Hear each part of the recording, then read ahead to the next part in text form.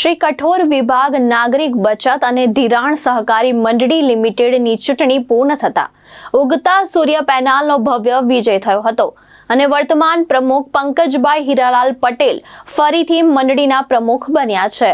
બહુચર્ચિત કઠોર વિભાગ નાગરિક સહકારી મંડળીની ચૂંટણી આખરે ભારે રસાકસી બાદ પૂર્ણ થઈ ગઈ છે અને તેનું પરિણામ જાહેર થઈ ગયું છે।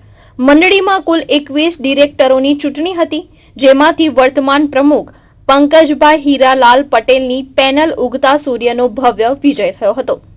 કુલ 4000 જેટલા સભાસદો ધરાવતી મંડળીમાં 75% જેટલું મતદાન થયું હતું, જે સાથે પંકજભાઈ હીરાલાલ પટેલની પેનલ 15 ડિરેક્ટરોનો વિજય થયો હતો।